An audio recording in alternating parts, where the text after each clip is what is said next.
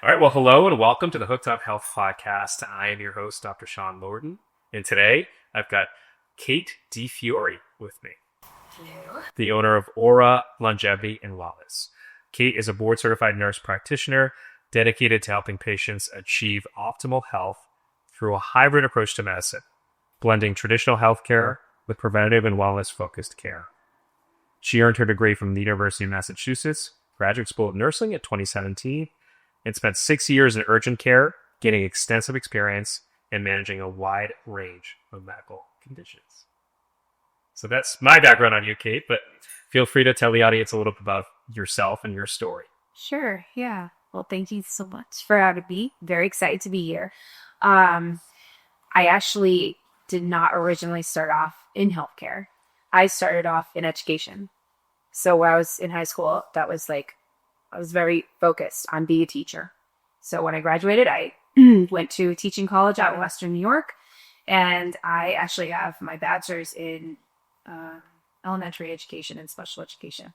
So I did that for a few years, and I don't know, I just have wanted more of a challenge. My mom got sick. She had cancer, and it was a very, very rare form of cancer. And she passed away 10 months after her diagnosis. So I spent time with her in hospitals, helping her, in her basically her hospice bed, and it kind of shifted me into that healthcare realm. So that's why I originally switched.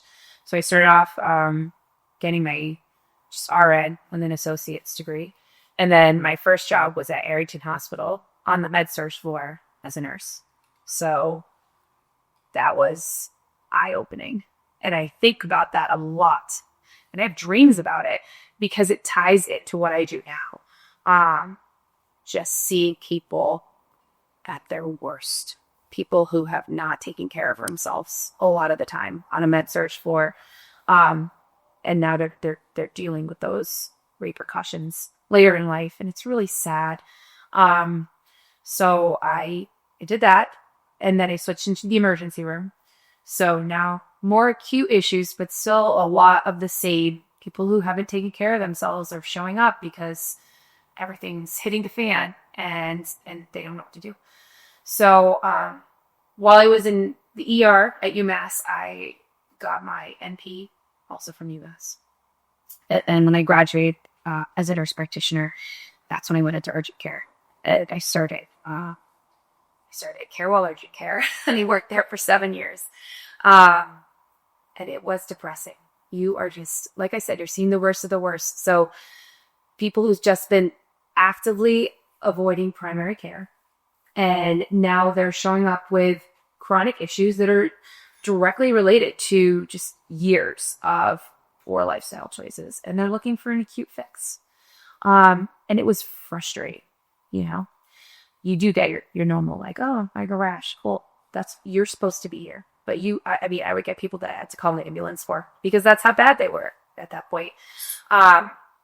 So it became clear to me that it was a very reactive form of medicine. And I don't want to do it anymore. I think that the future of medicine is in data-driven prediction and prevention. So that's why I shifted my focus to that. And that's how I get where I am. So it's now building a foundation of health, like, before you crash. Because we want to maximize your quality of life, not just, avoid sickness.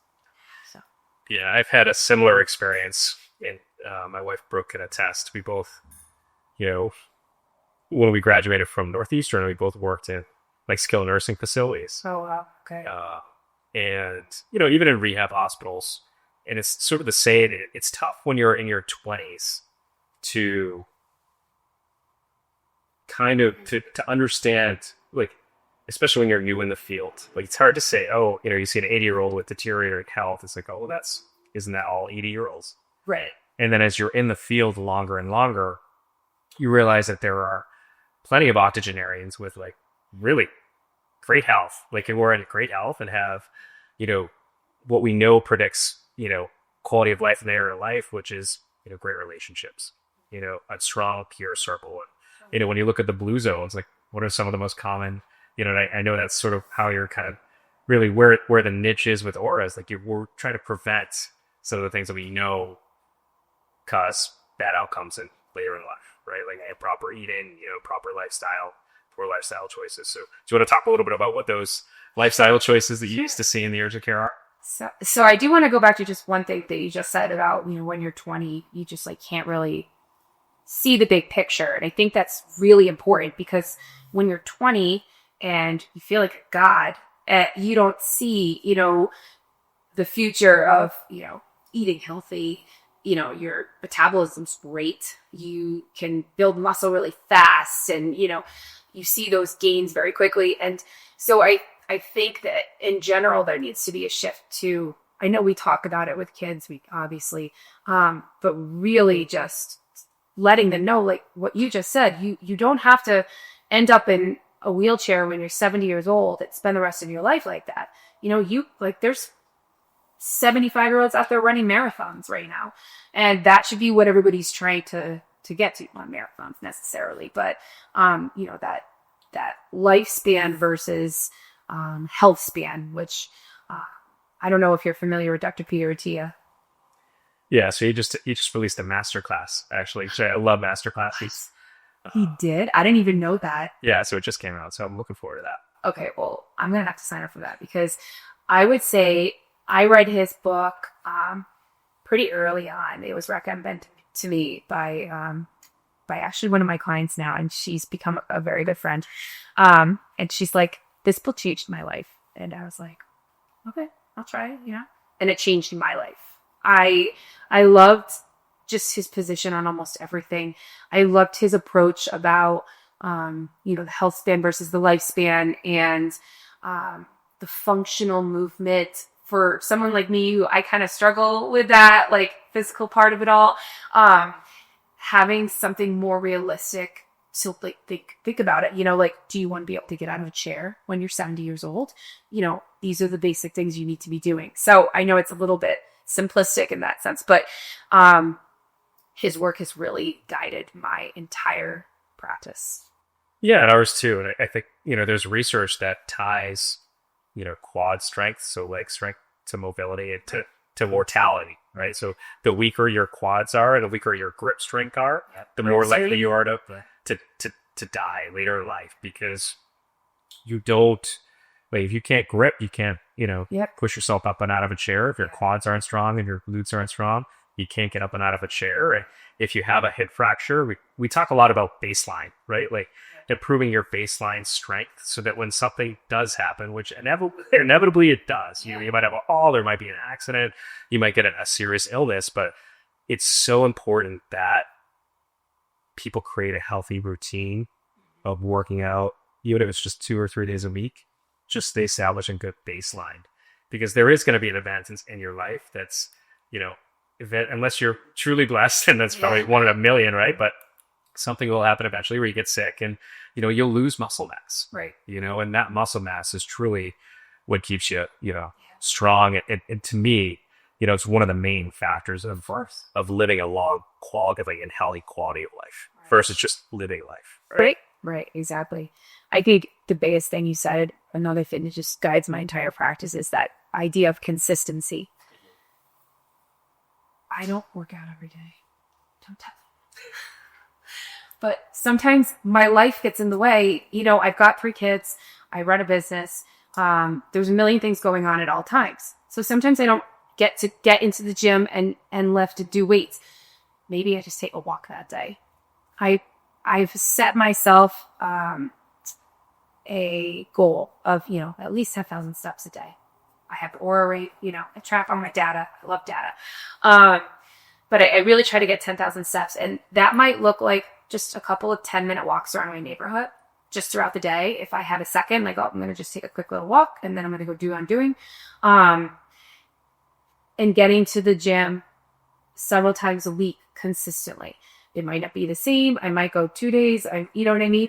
I do Pilates, try to do it consistently. Try to eat well consistently. Yes, sometimes I have pizza.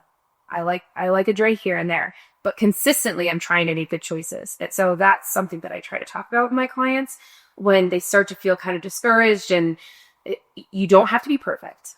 You just have to be consistent. So that's like a big thing that I like to tell people. I had this client one time, right? And he was friends with Jerry Seinfeld. And so he met Jerry Seinfeld when he was younger, and kind of just like, he made it big by that point, but they were having a candid conversation of what made him successful. And this might be public information now, but Jerry said, I looked at things in 90-day intervals. What I would do is I'd take a 90-day calendar and I'd mark on the calendar with an X every day that I practiced, my stand-up routine. And he said, it's just really hard not to be good at something if you do it every time. Exactly. And so I took that because I think it's a really powerful thing when I bought a 90-day calendar, and I literally I track, I X off the days that I work out, and then I reflect on like the month at a time. Because you're going to have off days. You're not going to feel great some days. You're going to be too busy. You're going to be traveling. Or you're going to have something for work. But it's hard not to be fit if you work out 20 to 25 days per month.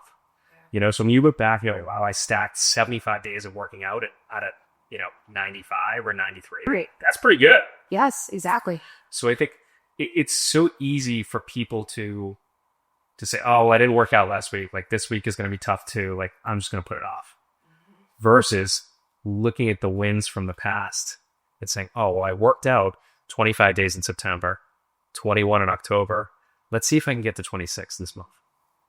I actually want that 90-day calendar idea. I'm going to do that, I think. Because it just gives you, you could see the stack of it. And like, it's so, you're not going to see results in a week. You may not even see results in 90 days. You're going to feel better. It might feel better, but the scale might not move. But that might just be because there might be a shift from, fat percentage to muscle mass. There might be something going on metabolically. That's something that I would work with people on to figure out. Because when people don't see the progress that they're looking to see, there might be a reason why. And that's, kind of what I work with people on. I'm going to send them your way for all the physical stuff. I'm going to keep them for that. And that's the other thing about PT too, is, my philosophy is probably a lot different than other PT clinics. Like, you come in and fix a shoulder or a knee, you come in for a body part. Like, when we look at people, all of our PTs think about the function piece too. Right. And function looks different for a 40-year-old than it does for a 70-year-old. It just does. I want to make sure that I'm healthy for my kids, and I want to see my kids grow up and live successful lives. That to me means got to keep my heart healthy. I got to stay strong, keep my muscle mass up, and, not let the weight go. But most people come in for PT, they want to get rid of the pain right away first, which is great. But then it's like usually something mechanically caused that pain from the get-go. And we're not tuned into our bodies because nobody gets massages because they cost, whatever they cost. And everybody looks at massage as a luxury. It's absolutely not. When it's not a luxury. Not at all. People need to get body work done, and if you've never had it done, you should really, and we do as PT. That's literally what we do as PTs is body rock, like Graston tools, right? Needles, like we lengthen muscle tissue back to where it needs to be. And then we strengthen it, right? But I think the plan of care, a lot of people think about a plan of care in PT ending when the pain stops, or even a couple weeks after to continue the strength, when in reality, it should be a relationship to make sure that your whole body is like the muscles are lengthened and then strong. Right. So it's a relationship to me. And the same thing with your business, right? When you think about looking at the hormones, just start saying, yeah. If people are changing. So talk a little bit about, the person who's struggling. Maybe they worked out for the last 90 days, right? They worked out 75 of those 90 days, and they've got the fancy scale at home that says, well, the fat percentage isn't going down. The muscle mass is only slightly up. What's wrong? What do you do with that person? So, I kind of bring everybody in the same way. And that's a comprehensive wellness assessment. That's how I begin the process. They come in and I do an advanced lab panel on them. And it's very comprehensive. It involves hormone health, metabolic function. inflammatory markers, nutrient deficiencies. And we take that with the person's medical history. And from there, funny enough, I make them a 90-day plan, because you do need about 3 months of consistent effort to see these changes. So my claims, 90 days. And for every person, it is completely different. So someone might need hormone replacement, and that might be enough to get them where I need to be. Someone may be low in vitamin D and B12, and that's what's holding them back. So we work on replenishing those bubbles. Sometimes for people, there is the weight loss issue. I would say that's a huge piece for a lot of people. And so I do work with people with GLP-1s. My approach with that is very different than I think a lot of practitioners. I'm going to have you do the comprehensive wellness assessment first, even if you're dead set that that's what you want a GLP-1. And if there's not, if we can find another reason why you might be having these symptoms, we're not doing the GLP-1 yet. It's not something I'm going to throw people on right away. I think it's a great tool, and I think some people do really need it. But for example, I had a client who her last came back and she was deficient in a few areas. And, I was like, well, we need to bring you up because these affect everything in your body, your sleep and your mood and your mental clarity. And I feel like I talked to her for like several minutes, and then her response was, okay, so you're not going to put me on the GLP-1? Yeah. And I was like, I'm not saying I'm never going to put you on the GLP-1, but what I'm saying is, let's fix this other stuff first naturally and see what happens. You might not need it anymore. You may still eat it. You may still feel like, I have this food noise, which I think GLP-1s are great for. But it's a little frustrating sometimes. But but it speaks to our society and our expectations as a society. Like, there's a pill now that I can take to get skinny. Yeah. Don't want to be in pain anymore. I don't want to be overweight anymore. It's just a scare. Nobody, and I should say nobody wants to put in the work, because that's not a true statement. I feel like, and I had Dr. Irwan on here, who was an obesity medicine specialist. Oh, wow. He gave a nice analogy of, and I'll probably misstate this analogy, but he used pneumonia. You're not going to treat acute pneumonia with a vaccine. Right. You're going to treat it with an antibiotic.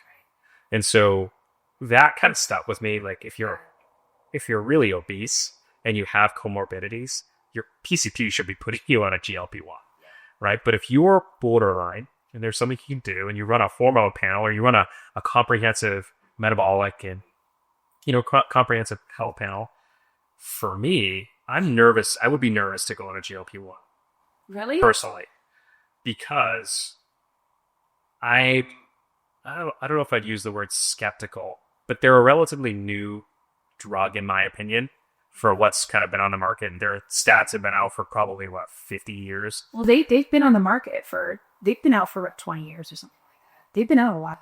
And what do you think is the biggest shift I feel like it's the last 2 years where it's been? I think people recognize that it was having positive benefits for the patients it was originally intended for. And so naturally you're going to say, okay, well, if this side effect of this medication, which ended up being benefit, the weight loss, that could be beneficial to people who don't have diabetes yet. Yeah. So, full disclosure, I will say I went on one. Yeah. I did.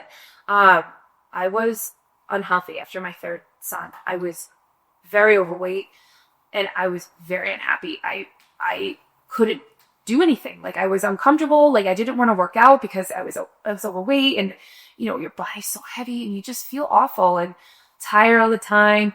And I did the basic labs at this was several years ago. So but there was nothing, jumping out at me as being the reason. So I had a friend who had been using them, and she's like, you should give it a try. And I had a substantial amount of weight, so it was, I wasn't like, I want to lose 15 pounds, because I do have people that come to me and say that. Yeah. This is not who I'm talking about. I was like 260 pounds and it was way too much for my body. So I started it and I didn't lose weight very quickly, which I think is another one of the issues that people run into is just dropping this weight because they're starving themselves and, they're essentially anorexic while they just, lose weight and lose muscle. But I kept myself kind of on a low dose and I lost the weight pretty slowly. But as it started to come off, I felt more comfortable exercising and like moving my body. I started playing golf, which was something I always kind of wanted to play, but was awkward. And like, I ended up getting like a breast reduction. Like, so I did things, that were a little bit outside the box, but, that weight coming off in all those areas is what allowed me to then go and create those habits in the gym or on the golf course. And those are things that I maintain consistently now. And so I'm not on it anymore. I came off of it and, there's obviously weight fluctuations that happen. And, but I think if you're using them right and you're using them to develop the habits that you can, continue after, then I think they're great. But I do think they're abused for sure. And I'm very cautious now who I put on them. But you're never going to catch me saying that I'm not here for them because I do think they're a great tool. Yeah. And I want to get back to your personal journey because I think that really affects your practice and how you treat your patients. For sure. Because I can sit there and relate to that too. I'm like, listen, I get it. I was there. I'll show you the pictures. They're not good. Yeah. And I think that's, and I think people feel more comfortable too when their provider has used the. Well, you'd be like, hey, I was not that path. If I hadn't made this change, I don't know where I would be. I wouldn't be great because I was very unhealthy. Yeah. My cholesterol was just off the charts. My A1C was never elevated, but I was like 2 months away from something like that. After I lost some weight and, I'd been kind of exercising regularly, I redid my labs, obviously. And the way my cholesterol dropped was like nothing I've ever seen. It's truly unbelievable. And, it's one of those things because it's like, yeah, I know we need to lose weight. And it's like, no, you need to lose weight because the rest of your entire like general health is going to be just immediately better. It's pretty cool, actually, obviously. But I forgot the question. What were the GLP-1s originally invented to fix? Type 2 diabetes. So they were a treatment for type 2 diabetes. But then obviously, these people lost so much weight on them. And so that's kind of how they went into. And so that's the shift of the last couple of years. Yeah. So I think the shift was just recognizing, okay, we've had a lot of success in our diabetic patients. And, it's like any other medication. A lot of them have multiple uses. And they said, let's try this as, like an anti-obesity medication. I mean, brilliant business model. If you look at the United States right now, and that's, half the problem with these companies like Eli Lilly. The insurance companies aren't super thrilled with it. No. I mean, that's a really big thing actually for a lot of my patients because they're pulling coverage as of like January for almost all insurance. Well, they're going bankrupt. It's so bad and everyone's panicking. And I also, prescribe compounded versions of these medications. So I can always get them, but they're much more expensive. Now you're paying out of pocket. And right now they're paying $35 pull pays. And it's sad. And I've seen such a difference in so many people's lives for all these medications that when they're used right, I fully support them. And so I am worried for a lot of my clients come January because they make huge gains in their health. And I don't know. We'll see. They're going to have to either go with the compounding or hopefully the habits that they've been working on and developing, keep them where they are or keep them on their paths. But stuff. And walk me through, Kate, like your perfect patient. Like, who is that person? What do they look like? What is their past medical history? What does their life look like? Who can you help? Who is like the perfect person for you to be able to help? So I would say that my colleagues, my friends are my actual demographic right now. So I'm almost 40, and a lot of the people that I talk with on a daily basis are in that same age demographic where I go to Pilates, and I think the biggest thing people say to me is, I just don't feel like myself anymore. And they can't really put their finger on it. They're not really exactly sure what's wrong, but they just know, like, I feel different than I felt even 3 years ago. So, like, what is it? What's going on? And then they come to me with this question.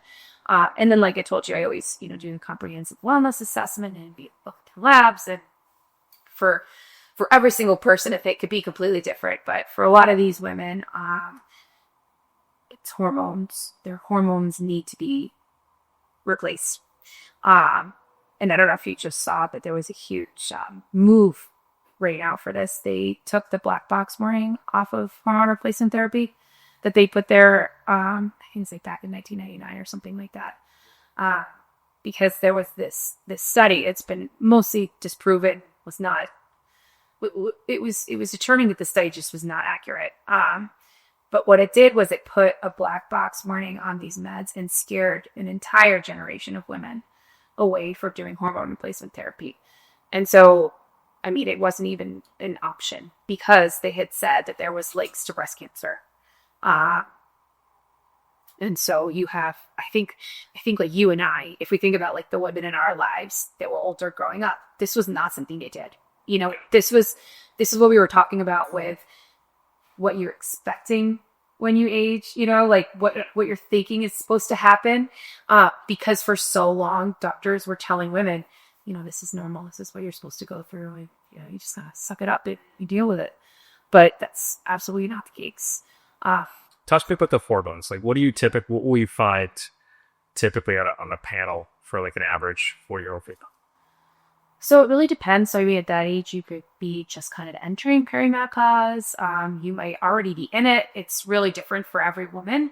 But when I do your labs and I see, your estrogen's low, your testosterone's low, your progesterone's low, that's the first thing that I said. We need to replace your hormones. And that looks usually like creams. Some women do like to do like a testosterone injection. It's very small needle, like an insulin syringe, and it's a very low dose. We're not giving women 100 milligrams of testosterone like we are men.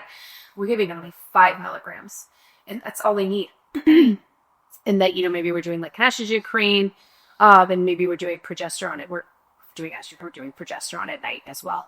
So immediately you're going to see improvements in sleep.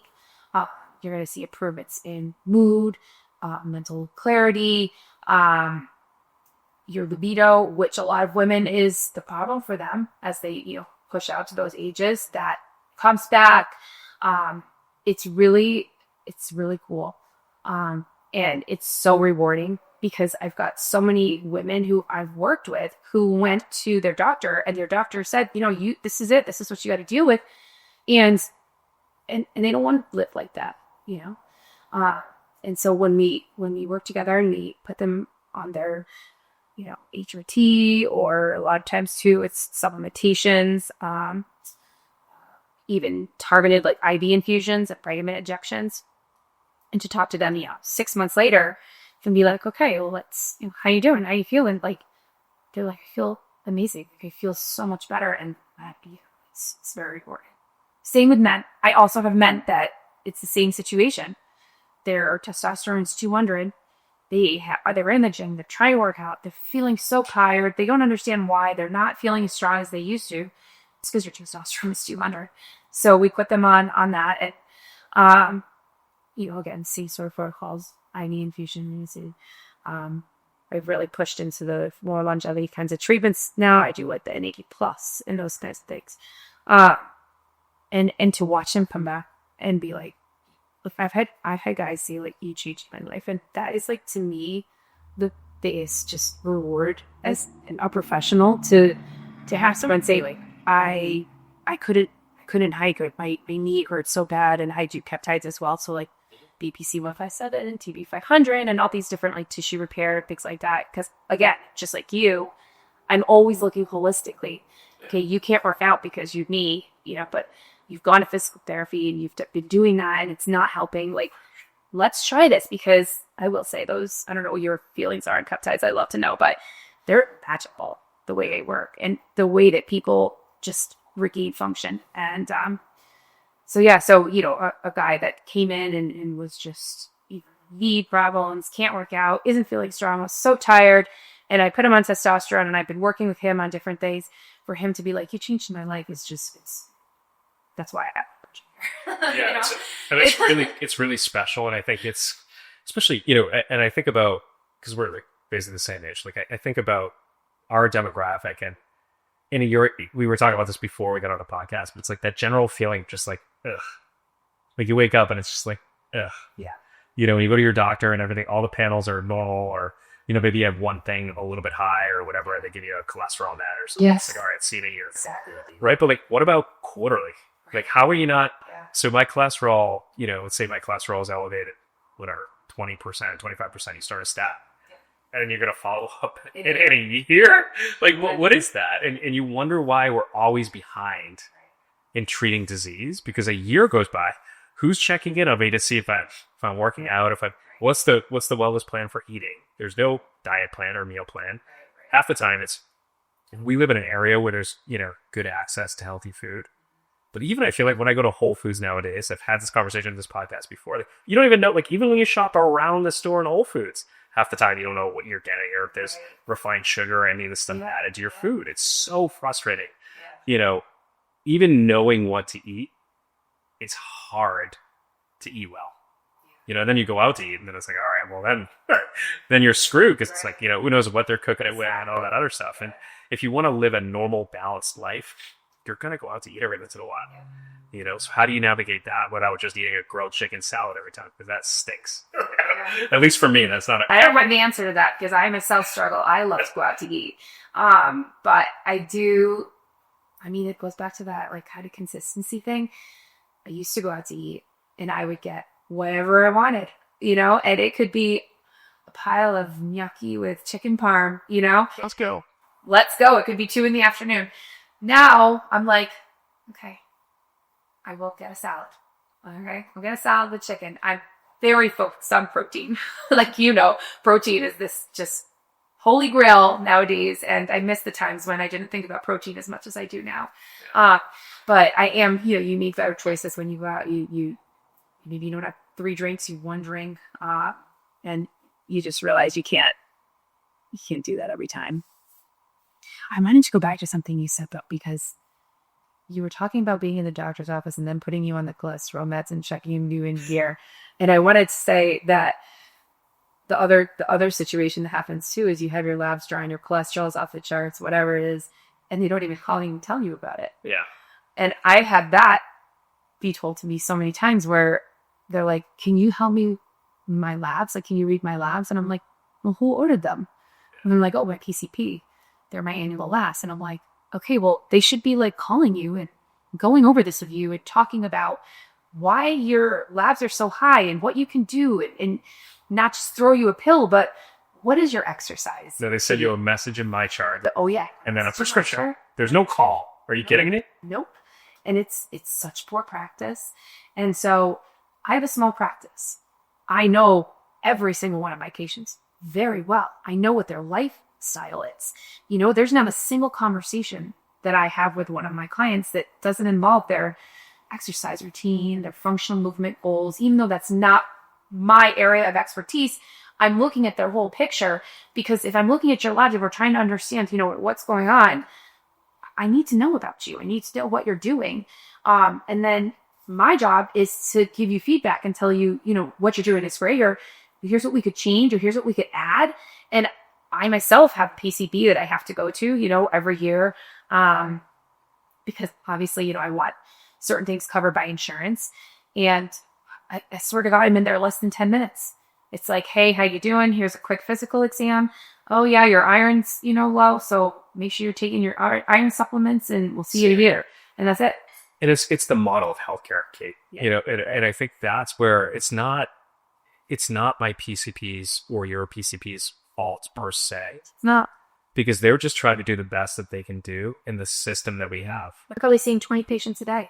Which is just, and again, it's an unsustainable model. And when we look at medicine as a whole, it's becoming less economically viable to go to medical school for 4 years, go to a residency, then go to a fellowship. Now you're 12 years into an education. And then you have $500,000 in student loans. You're going to come out getting a probably a nice salary, but you'll have worked for pennies for 10 to 12 years. And it's just, I'm not sure that the economics even make sense anymore. And then you have to see the volume of patients that you have to see because of the insurance contracts. It's just really difficult to keep up with. And it causes burnout and alcoholism and all these other things that we're seeing. Right. So then you have a practitioner who doesn't even take care of themselves, giving you advice. And that's the other thing I hear from people. Like, why should I be listening to this person who clearly doesn't take care of your own body or exercise or eat healthy? And they're sitting here telling me diet and exercises that fix these problems. And it's very frustrating, And then even like we'll see you in a year. It's like, no, I see my patients every 3 months at a minimum. They have my number. They text me. I check in. Like, how are you doing? Is there anything I can help you with? I just think you're right. Sorry. You're right in the sense that these people are putting so much money, and trust me, I've got debt. I put a lot of money into my education as well. I have 3 degrees. Yeah. But it's just, you're right. It's the model, but I totally lost my train of thought. But it's also, I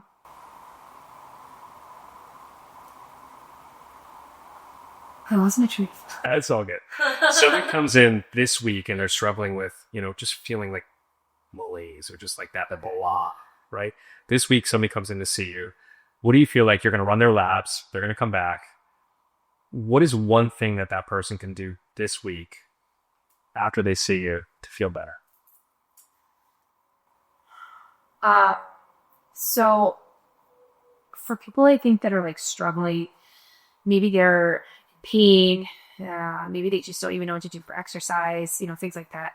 I think the single most important thing people can do is go outside and get some sunshine.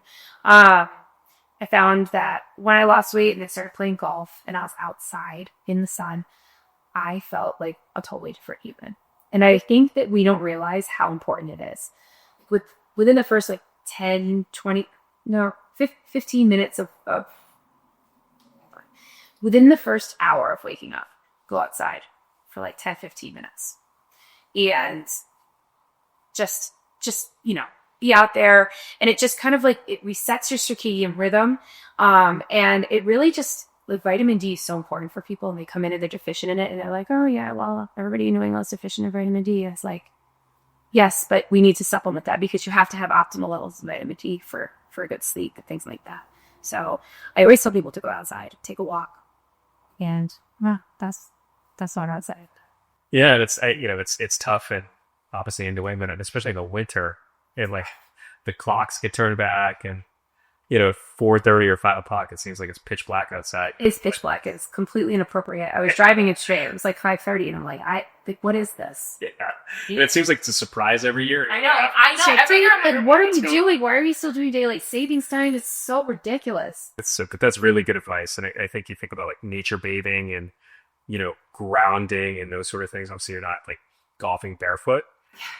It's true. But there is something to be said about, just being out in nature and what that does for you. I feel so happy when I'm outside on the golf course. Just so happy. It's like I feel the serotonin entering my body. And I think golf is kind of what saved me because I got into that. So that naturally encouraged me to want to be good because I'm very competitive. And so then I was like, okay, well, you can't be good being overweight. You need to work on this. And like you were saying, anytime you put some effort into something consistently, you're going to see the change. I wanted to be good at golf. And so, I put in the time to do that. And now it's a huge part of my life.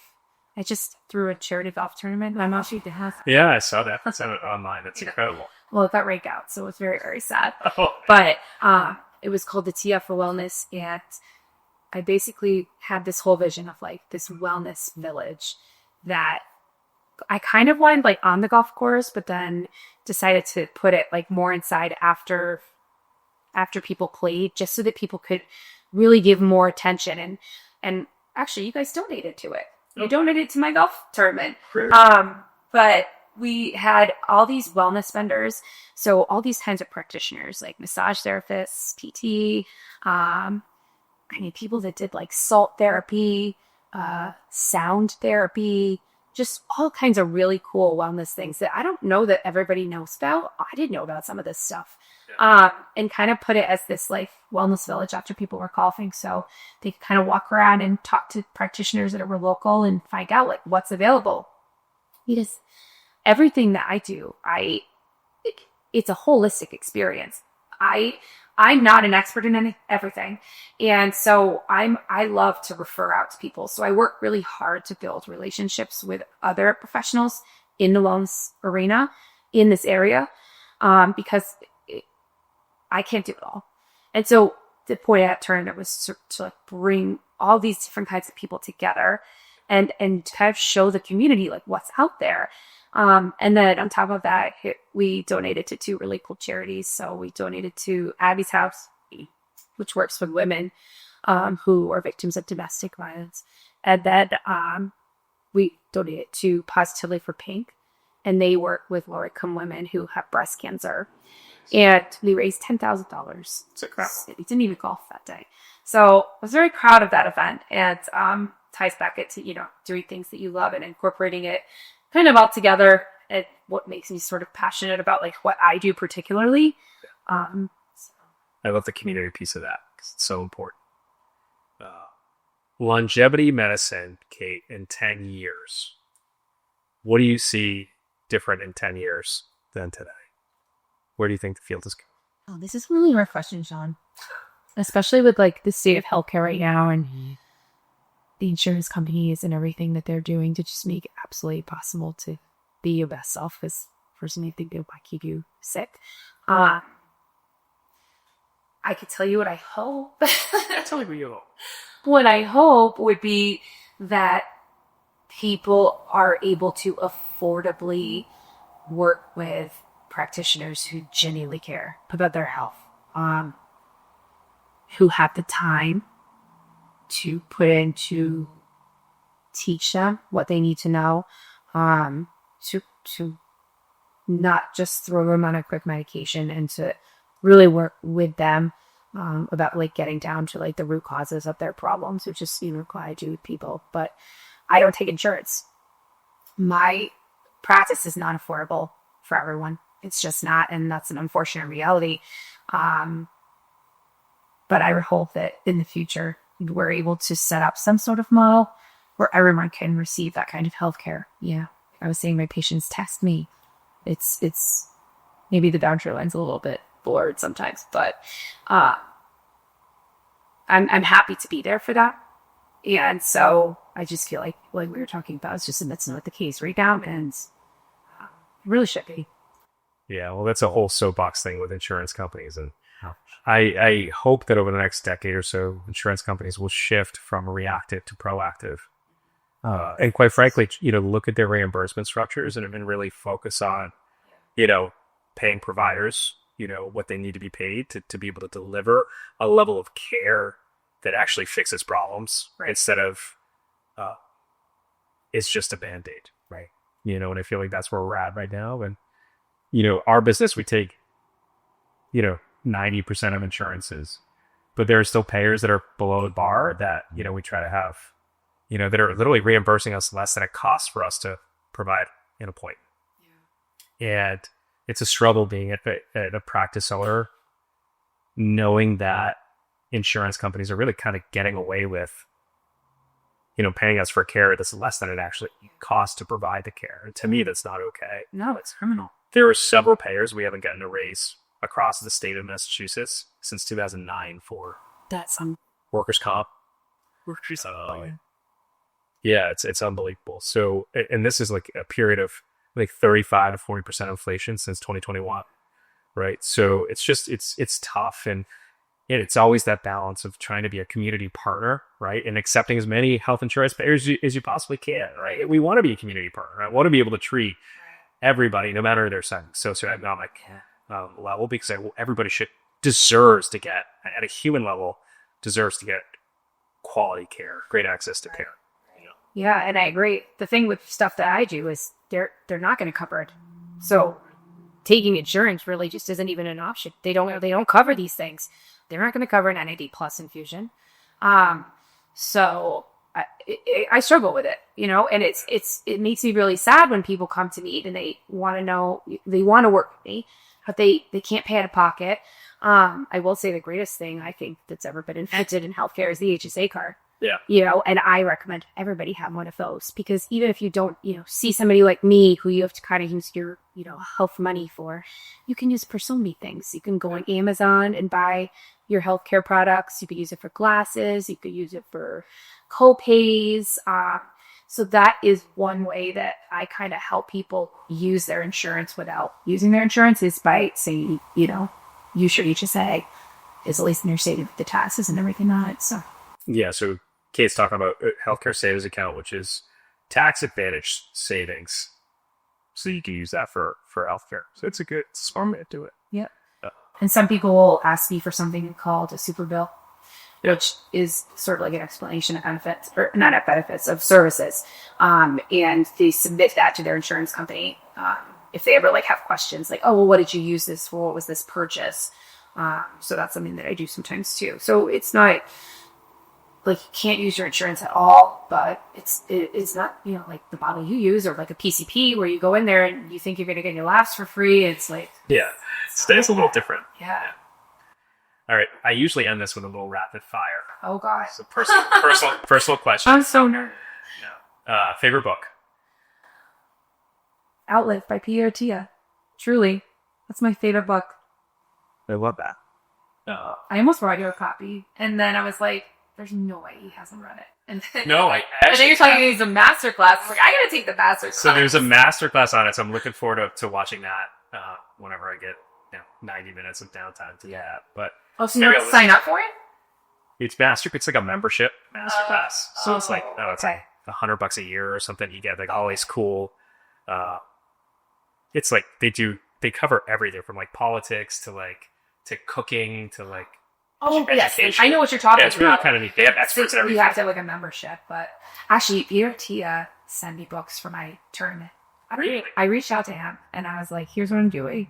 And he sent me signed copies of his books. That's really cool. So I have one that's like to Kate and like a. Oh, I love I was like fanning about like. Yeah. No, it's cool. Favorite movie? Oh my God, this is so hard. I love movies. Like, what category movie? It could be anything. It could be goofy. Like, mine would probably be... Yeah, what's yours? See, it's hard. Yeah, that's actually a big part. Okay, you go first. No, see, you can't even answer the question because I like stupid movies, like The Hangover. Wait, I was going to say Bridesmaids, but I didn't want that to be, like, what my answer was. Whatever. I like the funny ones. I'm trying to think of, like, my comfort movies that I watch, like, over and over. Like, what am I going to put on? And my husband's going to walk by and be like, are you serious? And I think Bridesmaids is definitely one of those movies. Oh, it's funny. Bridget Jones's Diary, maybe. I've never seen that, but I think comedy as a genre is just is great, and I feel I think it's always comedy I'm willing to when I'm just like overstimulated and needing to just like chill and rot on my couch. It's always going to be a comedy. It's never going to be something sad or dark. Like, I'm going to laugh. Yeah, I've been so serious around this all the time. And Bridesmaids to me is just such a fun movie. Step Brothers. Exactly. These kinds of movies. They're so funny. Yeah, Honey Crash. Anything with Vince Vaughn, basically. Vince Vaughn. And then, what's one mantra, Kate, that you live by, that you live to live by? I think for me, like, something that's kind of guided me is it's never too late to like work on yourself, to improve your health, your lifestyle. because I think we sort of talked about it in terms of like the working out when you don't, you don't go and you're like, well, I'm not going to go tomorrow, so I didn't go yesterday. And it's like, it's never too late. You can reverse so many things if you just kind of focus on what needs to be focused on. And I think people think they get to a certain point and maybe they're too far gone, or there's just no point because, it's not going to help. And it's never true. And so that's kind of what I always like think about when I'm thinking about my own self. Like, it's never too late, like, okay, you had a couple of bad days. We're going to jump right back in. We're going to start right back up. And that's just, it's something that I think about a lot. So I love that. That's a great mantra. Awesome. Well, Kate, thanks so much for coming on today. Really appreciate your time. This was excellent. Thank you.